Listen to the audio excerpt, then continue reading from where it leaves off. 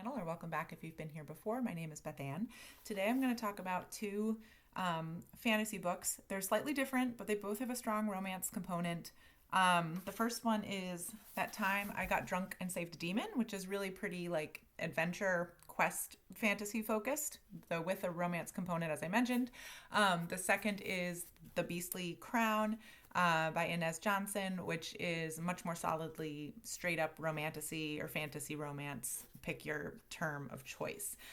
Before I dive into the books, though, I read both of these in a single day, well, a single day for each book last weekend, as my first picks for the Black AuthorTuber Readathon, which is an event co-hosted by myself and Margaret Pinard. I'll link to her channel down below during the month of February. And during this month, we're trying to boost Black authors who also produce YouTube content, which is fun because you can hear more about their writing process, you can be part of their community, you can interact with your new favorite authors. The readathon is simple. Literally, just read a book by a Black author who creates YouTube content. If you'd like to join the fun, you should definitely go check out Margaret's channel down below, where she's got a playlist of all of the past videos of books that we've read. This is now the 5th year of this readathon, so there's a lot of reviews out there to check out. And I'll also link to the spreadsheet where we keep track of all of the authors and their books, so you can take a look there. So, as I mentioned, these two books fit this readathon. So this first one, That Time I Got Drunk and Saved a Demon by Kimberly Lemming, is super, super fun. We follow our main character who has an amazing name, Cinnamon Hot Pepper. She is a spice farmer and trader. She grew up in a spice farming family. Her particular focus is on cinnamon. Cinnamon actually ends up playing a pretty key role in the fantasy world that we've built up here.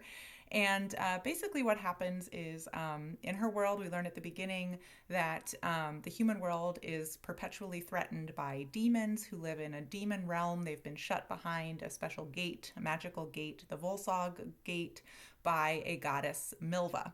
And every 15 years or so, the gate starts to weaken and 4 heroes get selected to go fight the encroaching demon hordes and beat them back behind the gate. Cinnamon knows about all of this, of course, but she just wants a quiet life, getting drunk with her friends, growing cinnamon. She runs into adventure, though, as she's stumbling home from her village party to celebrate their chosen hero going off to fight the demons. She accidentally saves a demon while drunk, and it turns out that demons are not everything that she's been led to believe, which is one of my favorite things to have happen in really any story. But when the world and when the power structures in it are not what you've been taught to believe, and the main character goes through a process of growth and discovery, figuring all of that out. So she gets basically sent on an adventurous quest to save the world, and hilarity ensues. Romance ensues, as you can tell, and it was just absolutely delightful. Let's see. At one point, there's a robber they have to fight named Jeff. I just got a really big kick out of that. Like, a Jeff appears. So it's very lighthearted. It's an excellent book that also doesn't take itself too seriously. Even though it's a fantasy world, a lot of the characters talk with sort of conversational styles that are recognizable in our culture and the way people talk, but it doesn't like stick out of the story because the whole thing is just so funny and fun. So absolutely delightful. There are a few real moments in here. In one of the places that Cinnamon and her band of happy accidental heroes go through, they find demons who have been enslaved by humans. So some demons that have made it through that gate and have been enslaved, and Cinnamon can't stand that. She sees a being mistreated, and she steps in to rectify that with a couple instances. And I just found that really powerful because it's such a minor, really kind of a minor point in the story, that she frees a couple of these demons who then join her happy band of accidental heroes.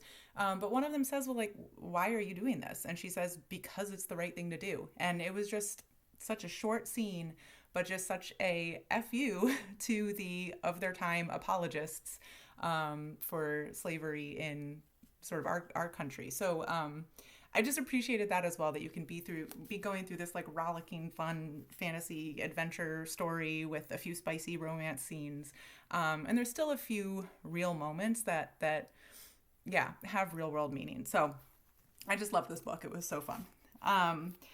So the next one I want to talk about is The Beastly Crown by Inez Johnson, which I read on my Kindle. And this one had really fun world building. So it's a Beauty and the Beast retelling.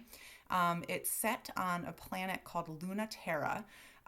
It's part of a series. The series is interesting because each book is a different author, and I think they just get to do their own thing set in this world of Luna Terra.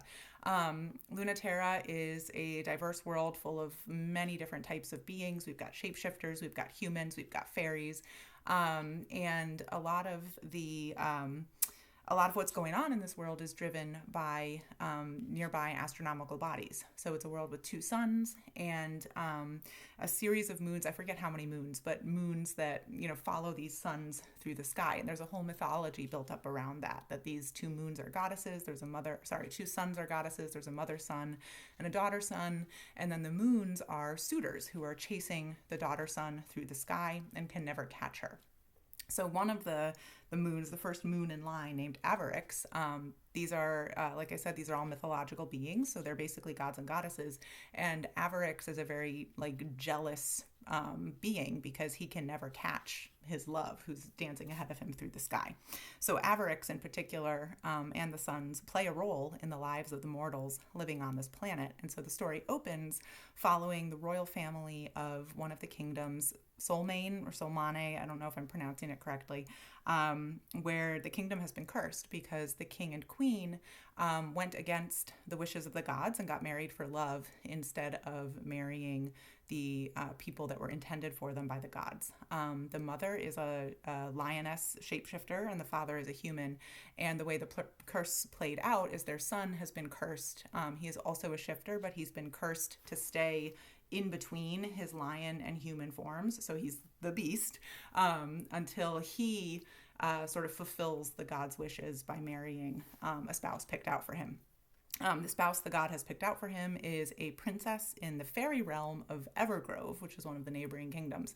And so the story unfolds because now everyone has come of age and the fairy princess is on her way to the beast's castle to take part in this marriage in which she has had no say in taking part in. So her name is Princess Charlotte. So we see Princess Charlotte on her way to the wedding and everything goes wrong.